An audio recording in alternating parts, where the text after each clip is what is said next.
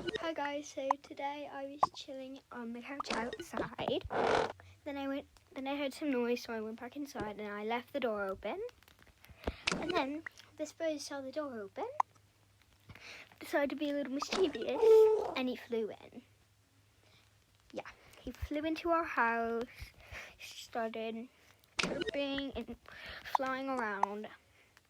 When I saw this, and I was shocked to see this bird in our house. So I was trying to get him out by literally chasing him everywhere.